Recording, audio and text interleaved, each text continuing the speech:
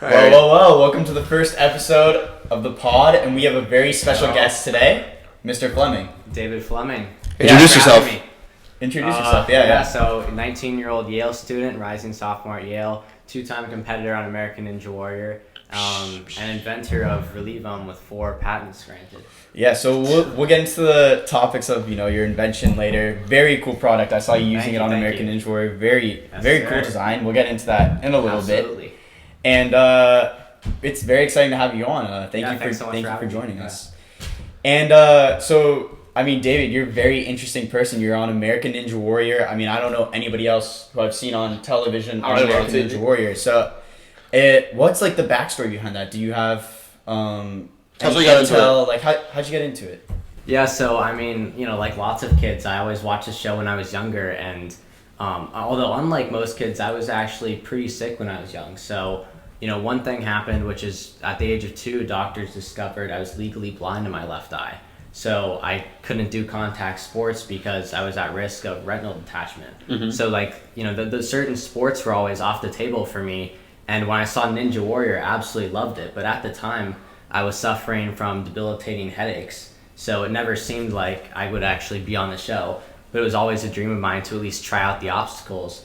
And then when a training gym for Ninja Warrior opened up in Boca Raton, I knew I had to try it. Mm-hmm. So I went and I failed on literally every obstacle, but loved the sport so much because unlike most sports, it's constantly evolving. It's not like, let's say tennis. Tennis is a great sport, but just have someone going back and forth with the same ball. It's been there. Everybody knows it. Everyone knows it. Yeah, it's never evolving. Whereas with Ninja, everything's always evolving. Courses are always changing. People are always getting better. So it's new stage.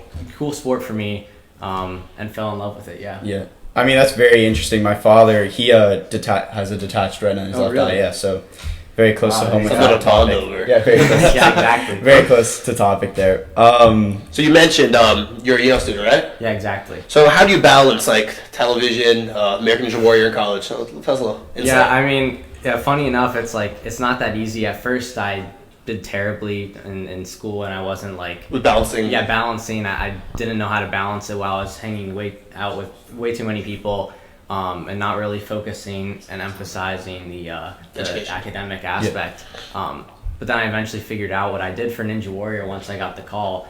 Is I'd wake up at 6 a.m., go to the gym at 6:30. Very rare for a college student, and go through classes. And then after classes and after I did my work, then I'd go to the Ninja Warrior training gym. So usually I was training twice a day, pretty much the entire day.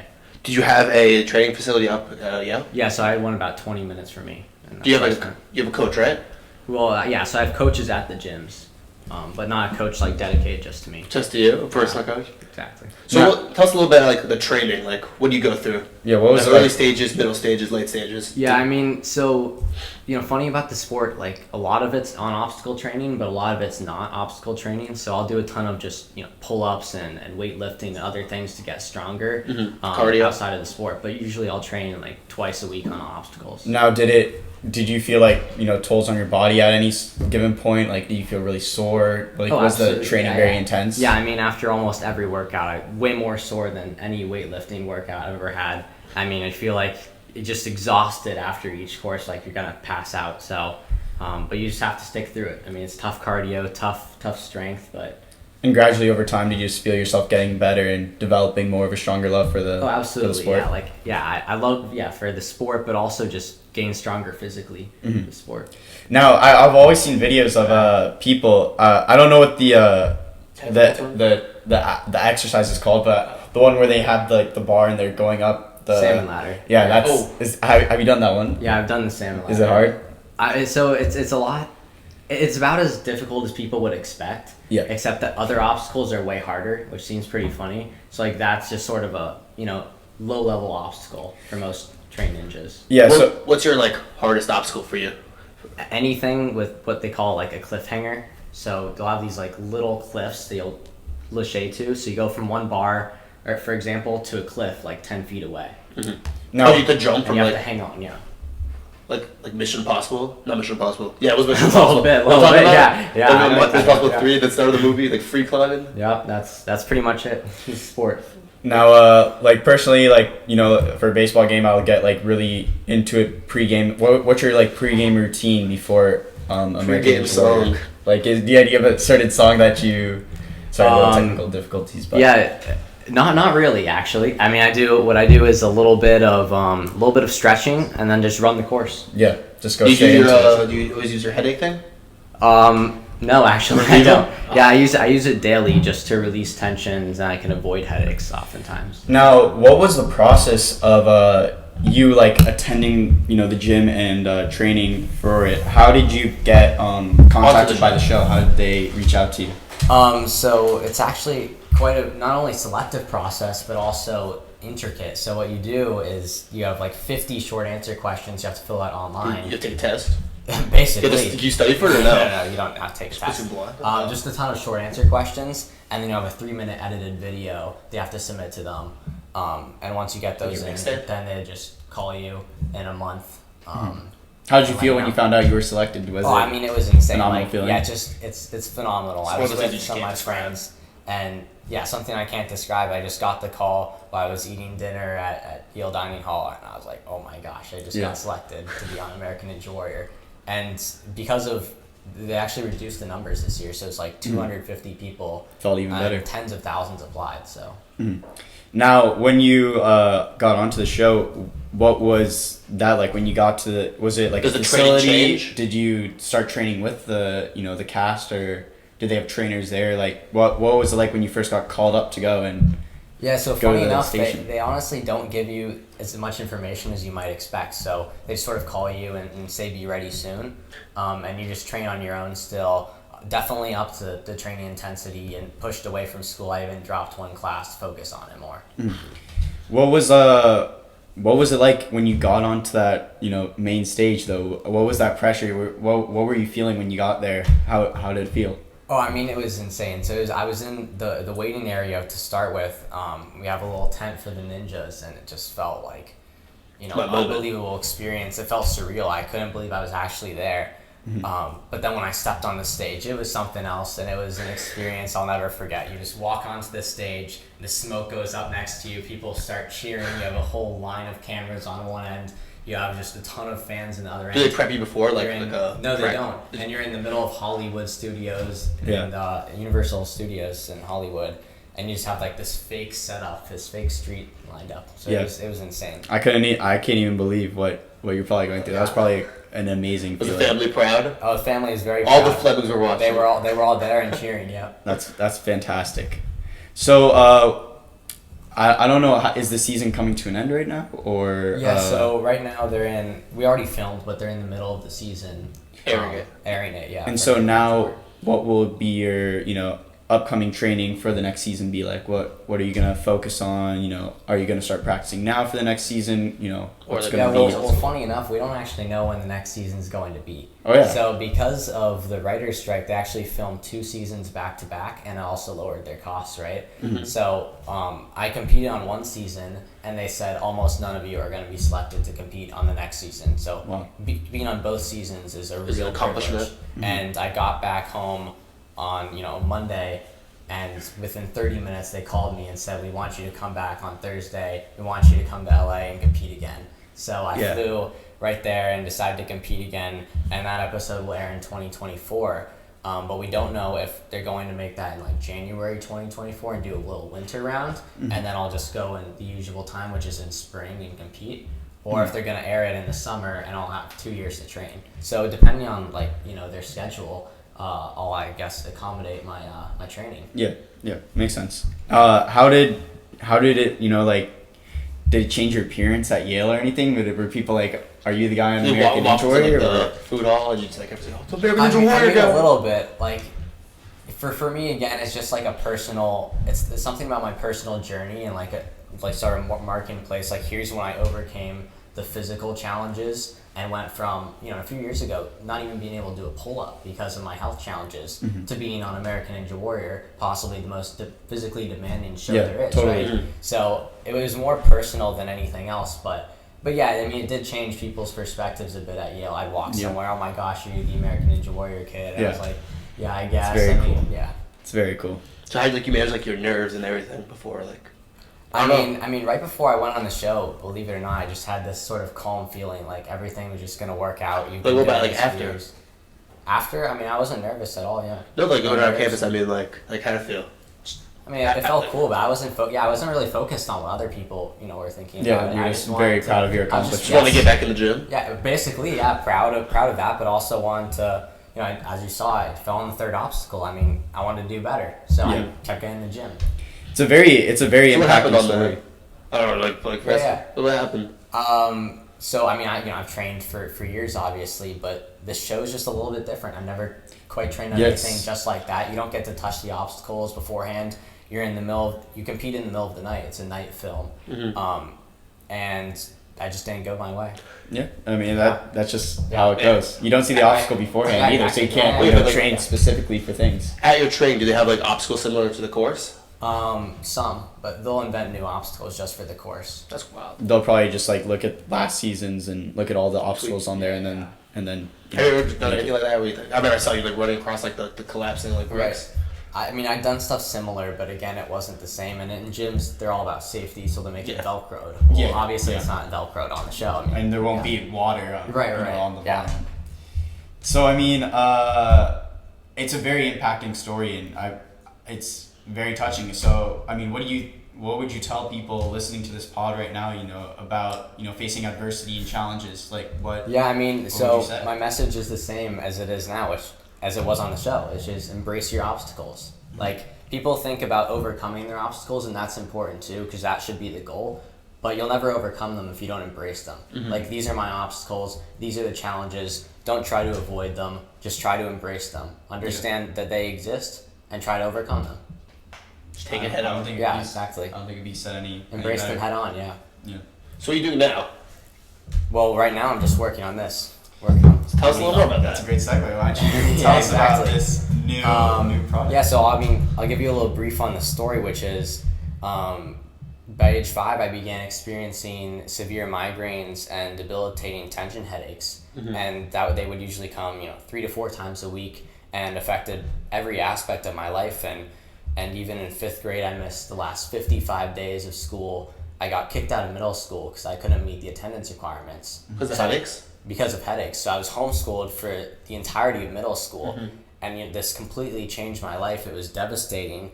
I was not dependent. I was just sort of with my parents all the time. I could never set social plans in stone, and I was like dedicated to doing something about this, because every doctor I went to was like, well, okay, take medication. Okay, well, I did that, and it just produced these nasty side effects, often worse than the headaches themselves. I'm like, okay, well, the other option is to live with the pain. Well, I can't live with the pain. I don't think, it feels like they didn't understand my situation, how debilitating this was. Like, I really needed a solution, and ideally it'd be drug-free so I can escape some of these side effects. But so I just did a ton of research, finding out why headaches exist, and what they're caused by, and how I can overcome them. And actually, I went to a chiropractor to try to help my headaches, and he wasn't very successful in that. But he told me about these muscles at the base of your skull, and they're called the suboccipital muscles. So you have this bone at the base of your skull called the occiput, and right below that you have these muscles called the suboccipital muscles. And when they're tense, you have like all this tension on these nerves and restricted blood flow. So often people get headaches, and that's really like the stem of tension headaches. So if you can apply pressure in localized fashion with like small tips like this, you can actually release some of the tension there, which can relieve the stress and relieve headaches. And I tried everything at that point, so I thought it was insane, but I decided that I'd start with just sort of using my thumbs or having someone else use my thumbs and see if that did anything. And it was wildly effective, but it was hard to reach myself. You can't just be exactly. It hurt my thumbs, like my mom or whatever hurt her thumbs, wasn't doing exactly to my liking. So the whole idea was to create something like this that was self-serve. So then one morning I woke up with the idea, why don't I create a self-serve device? And I went through years of prototyping, because initially it worked on me, and then my problem was solved.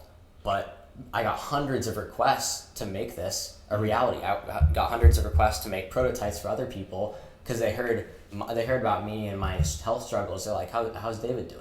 Oh, well, David's doing great. What? How? Oh, well, actually, he invented this device. Oh, really? Can I have one? So then people were so interested in it. I felt like it was my duty to get this out to the world so I could help them too. And there was so much failure. Nothing was coming together for years, but I refused to give up on it. And here we are. Now we're launching a crowdfunding campaign in the next phase to go into tooling and manufacturing. Very cool. I mean, let's take a look at this. Yeah, so this is just a prototype, right? Mm-hmm. But in the other version, or the new version, these will be rubberized tips. Mm-hmm. So rubber here, rubber tips for comfort. Grip tape on the bottom. Yeah, and what you do, you just lift up on the applicators, slide them into your preferred position, right? So it's adjusted for different neck sizes, and then it actually works with the weight of your head and the gravity.